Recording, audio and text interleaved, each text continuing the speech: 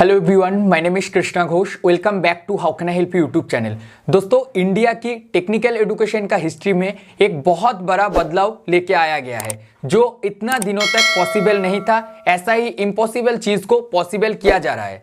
AICTE की तरफ से, that's mean all India council for technical education की तरफ से एक नोटिस पब्लिश किया गया है, जिस नोटिस पे ये चीज मेंशन किया गया है जे इतना दिनों तक क्या होता आ रहा था कि पॉलिटेक्निक या फिर डिप्लोमा इंजीनियरिंग बता सकते, तो डिप्लोमा इंजीनियरिंग कंप्लीट करने के बाद अगर वही सेम स्टूडेंट या फिर BSc या डीवोक का कोई स्टूडेंट अगर बीटेक करना चाहे तो सिर्फ इतना दिनों तक, मतलब 2020 से पहले तक अपना रिलेटिव फील्ड में, मतलब अगर आपने ऑटोमोबाइल किए तो ऑटोमोबाइल के सेक्टर से रिलेटिव, जैसे कि मैकेनिकल पे जा सकते थे, सर्वे किए थे तो सर्वे से सिविल पे जा सकते थे, इसी तरह का रिलेटिव फील्ड में अपना जो ब्रांच है ब्रांच को चेंज कर सकते थे।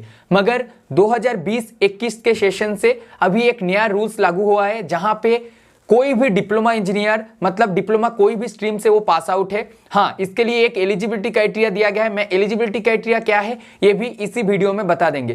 फर्स्ट मैं आप लोगों को बताना चाहता हूं जो मेन इस नोटिस का, जिसे आप लोग डिस्प्ले में देख पा रहे हैं, इस नोटिस पे बताया गया है आप डिप्लोमा कोई भी स्ट्रीम से पास आउट है, बीटेक में जाके आप कोई भी स्ट्रीम से फिर से लैटरल एंट्री के द्वारा, मतलब सेकेंड ईयर थर्ड सेमेस्टर पे डायरेक्ट एडमिशन ले सकते हैं। कोई भी स्ट्रीम पे आपने सिविल से डिप्लोमा पास आउट है, आप चाहे तो कंप्यूटर साइंस पे भी कर सकते हैं।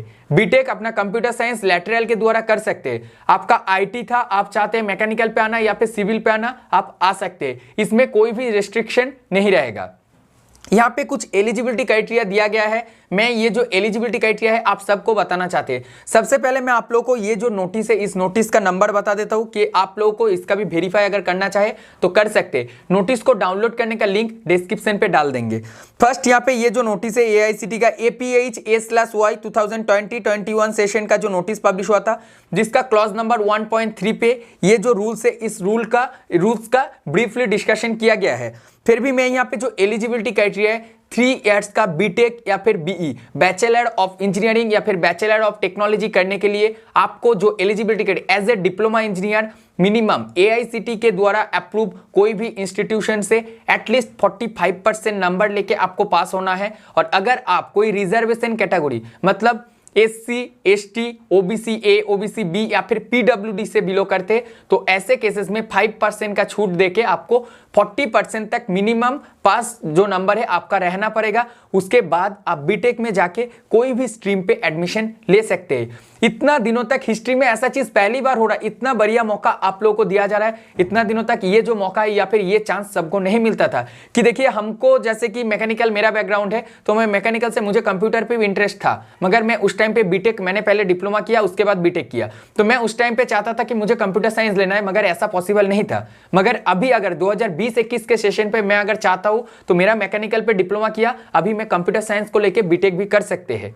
आप में से जिन सबका भी अपना रिलेटिव फील्ड को चेंज करना चाहते हैं, आप लोग का इंटरेस्ट है तो आप लोग कर सकते हैं।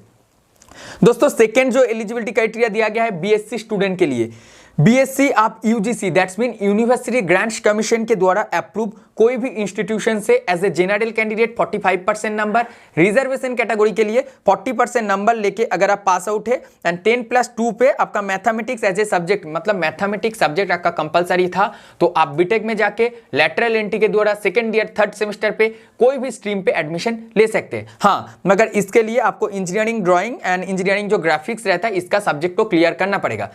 BSc स्टूडेंट के लिए इस नोटिस पे और एक चीज बताया गया, एक रिस्ट्रिक्शन बता सकते, रिस्ट्रिक्शन यही है या फिर लिमिटेशन है।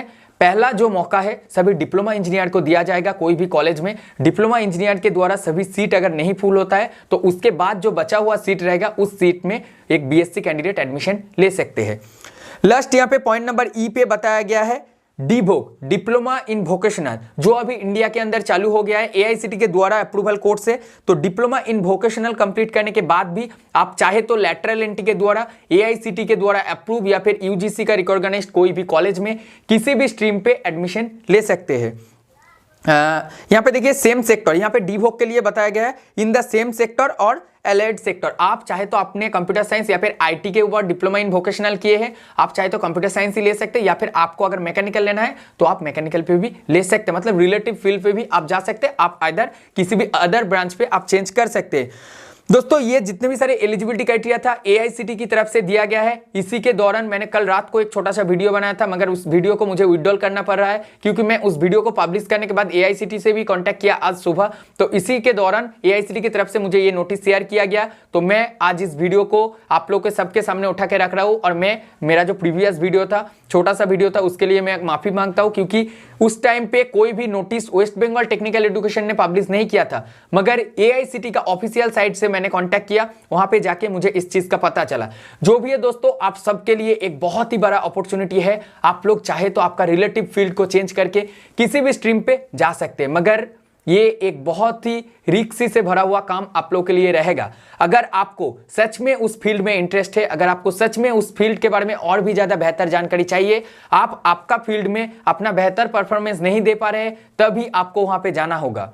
नहीं तो देखिए, आप मान के चलिए आपने मैकेनिकल इंजीनियरिंग के ऊपर 3 साल तक इतना एक्सपीरियंस अचीव किया, इतना ज्यादा नॉलेज आपको गाड़ी के बारे में, auto cycle, diesel cycle, powers engineering, ये सब चीजों के बारे में, थर्मल के बारे में नॉलेज है, मगर कोडिंग के बारे में नॉलेज आपको नहीं है, तो एकदम से जाहिर सी बात है आपको बहुत ज्यादा डेप्थ में जाके पढ़ाई करना पड़ेगा। उसके बाद ही आप जाके बीटेक में कंप्यूटर साइंस में अपना जो परफॉर्मेंस है, आपका 100% वैल्यूएबल परफॉर्मेंस, आपका एफिशिएंसी आप दिखा पाइएगा।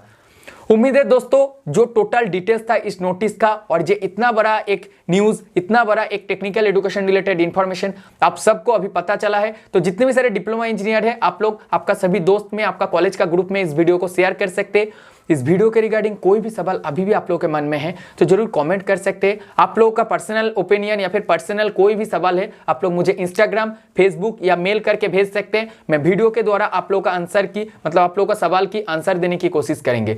वीडियो को यहीं पे एंड करते हैं। पसंद आने पर लाइक कीजिएगा, और अगर आप लोग चाहते हैं फ्यूचर में भी टेक्निकल एजुकेशन रिलेटेड हर एक इंफॉर्मेशन आप लोगों के पास पहुंच जाए तो चैनल को सब्सक्राइब करना मत भूलिएगा। Thank you.